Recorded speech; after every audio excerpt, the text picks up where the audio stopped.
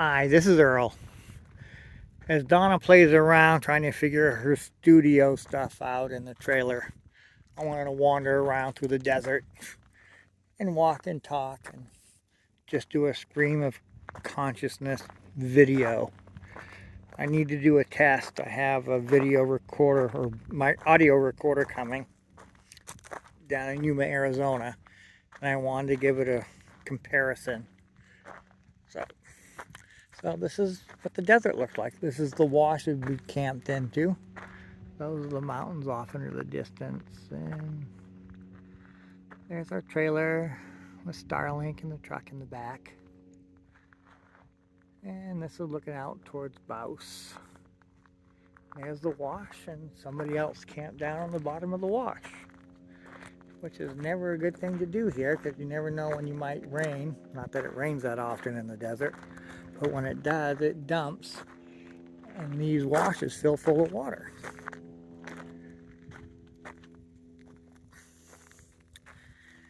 These bushes here look like creosote bushes. From the information we've gathered down here, their roots exude a toxin, and it prevents other plants from growing too close to them and stealing their water. I guess that happens quite often, where plants steal each other's water. I think that's a Palo Verde tree, Arizona state tree, and of course a saguaro cactus, or saguaro. I grew up always pronouncing it saguaro, but in Spanish-speaking areas, the GU is a W sound, so it's saguaro.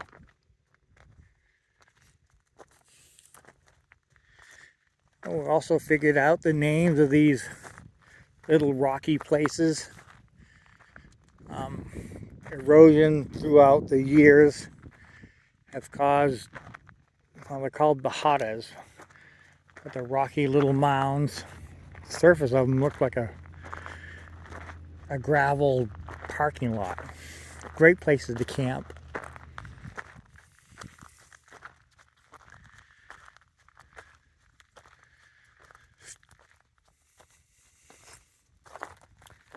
This is a bajada.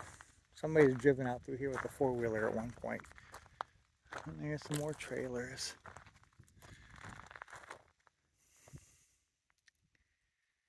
There's our little camp, and that's Plamosa Road.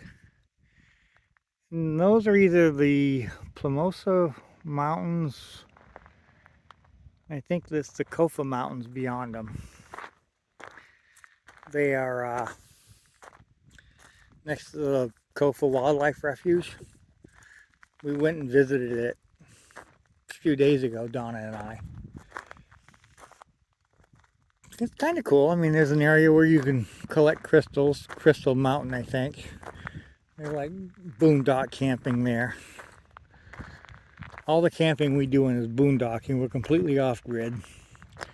We try to find places that are somewhere close to water. No, we don't want to travel too far for water. We need that. Close to groceries. One of our big challenges is finding a place to dump our trash. I don't want to dump it out in the desert. We can spend enough time cleaning it up as it is.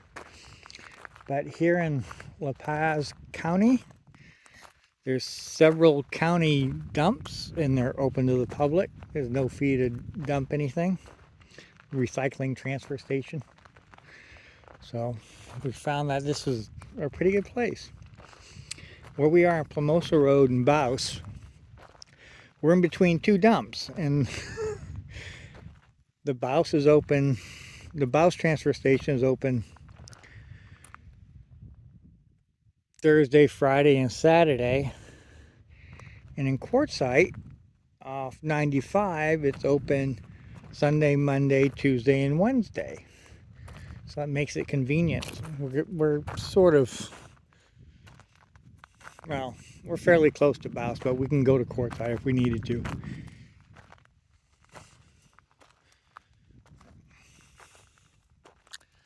So these are some of the mountains, some of the desert and the birds. Once in a while we'll see hummingbirds out here.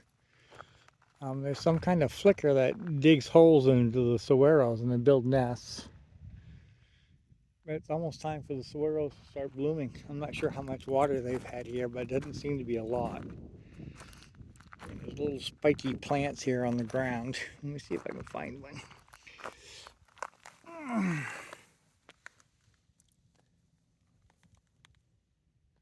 There's one.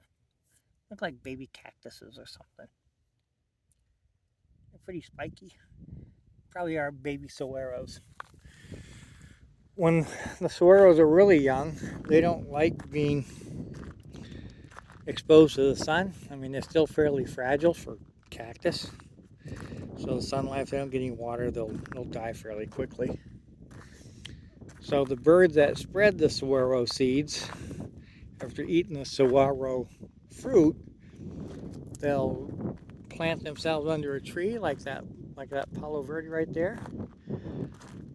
And when they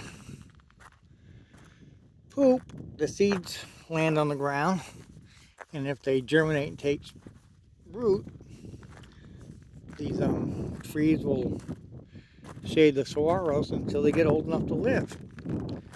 Now, these Palo Verde trees only live like 40 or 50 years. And so the saguaros can live, up to 200 years. And so usually you'll find some smaller ones underneath the trees. But once again, they're stealing each other's water.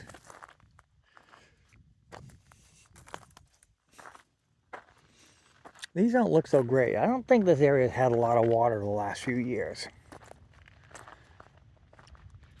I mean, they measure water here in hundredths of an inch, and it's kind of funny. But when they get, half inch, tenths of an inch, all these little places fill full of water and it runs pretty fast. A mylar balloon, it looks like.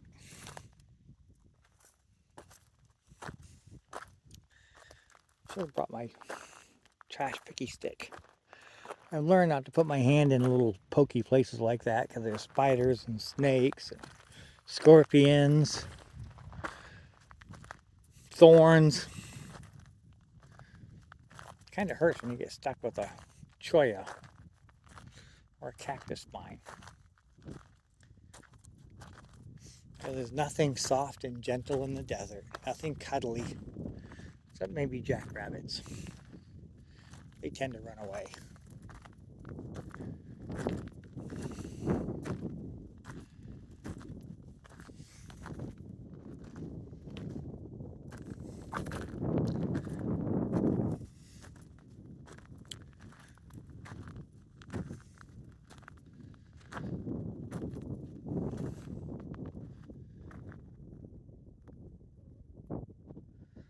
A little bit of a breeze today. It's not too bad though. I mean, we've had some pretty blowy winds where you just hold on tight. Today's not one of those days.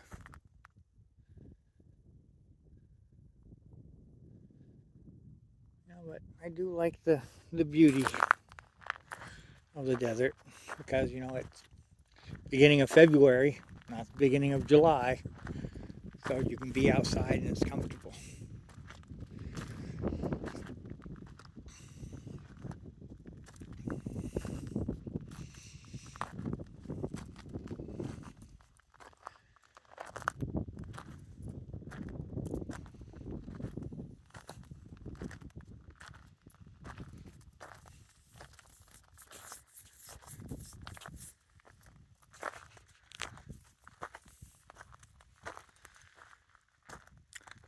Bill and Tony over there, a couple of guys, they've been nomads for a while and they've been traveling together.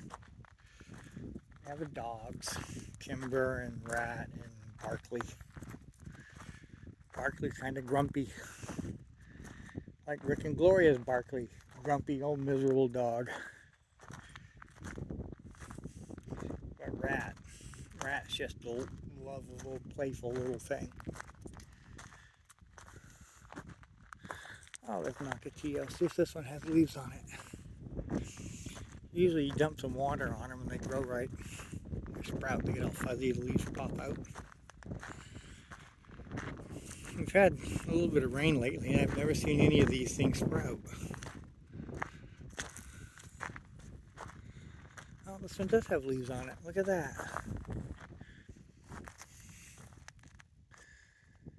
I mean, they can absorb moisture through their bark. It's green. If they get a lot of water, they'll sprout leaves. They have flowers that bloom on the end of their stalks. But like most plants in the desert, they're very, very spiky. And they look fuzzy, but they're not fuzzy at all. Apparently the roots go a long ways out, so they can soak up any spare water and spare rainfall that lands.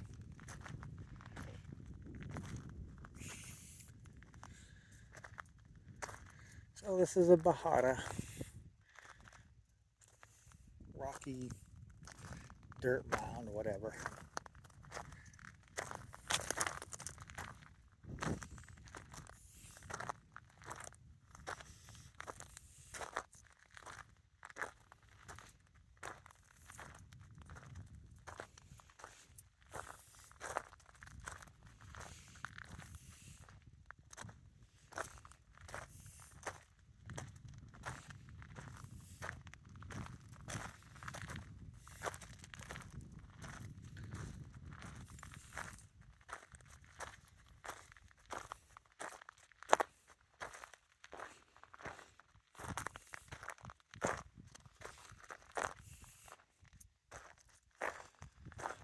So these ocotillo can grow leaves 5 or 6 times a year, depending on the rainfall.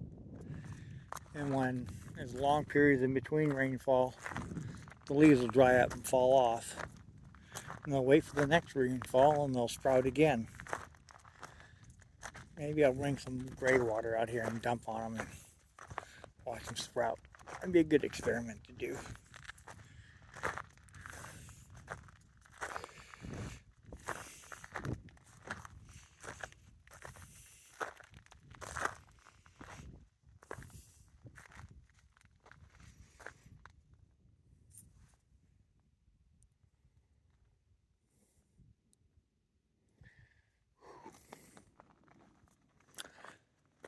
I've also heard ocotillo, octopus tree, I guess is what it is in Spanish, called a devil's walking cane, because you know the branches are long and straight.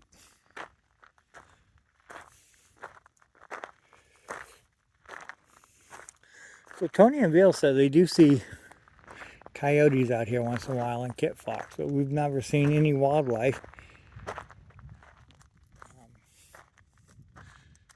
They said they've seen a couple of coyotes that wander around down by our campsite down this wash. I've seen the paw prints, but I've never seen the actual animal.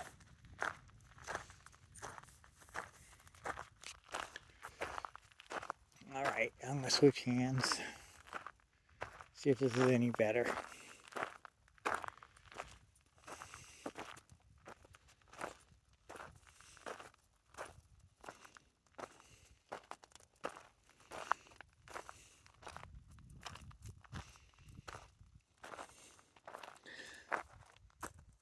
This looks like staghorn cholla of some kind. Not a jumping cholla. You stay away from those things. We won't even camp anywhere near those anymore because the thorns are so bad.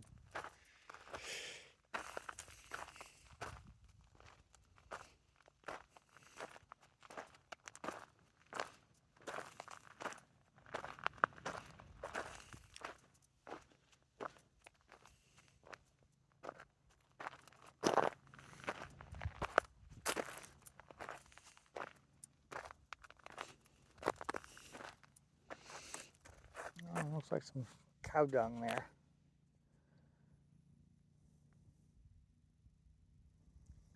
Never seen a cow here, so who knows how long that's been here.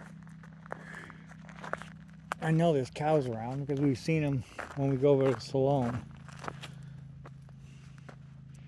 We went over to, I want to say Black Rock Wells or something like that tank, Black Rock tank. Stopped and looked at that. It's just a well feeding stock tank. You know, the signs up saying don't interfere with the animals drinking out of the water. See?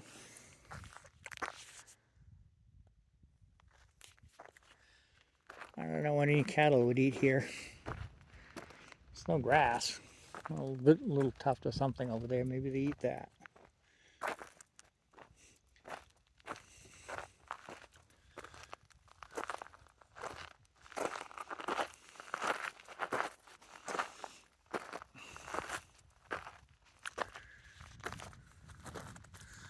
Something Don and I never do is have campfires. I mean, we're not big fire people. This fire ring was here when we got here, and we haven't done anything with it. Starlink and my ladder. Back door and an empty tube of Sikaflex. I think this one's empty. Oh, yeah, this one's empty.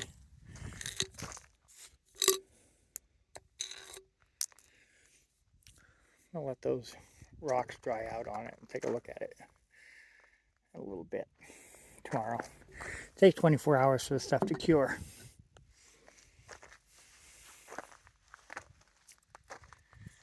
Now I have one too many solar panels. I don't know what to do with this one. I put it in series with the other two I have on the roof. I'll have to get another charge controller because the voltage will be too high for the one I have currently. Donna's in there working hard laughing at me. Okay, that's it for now. Bye.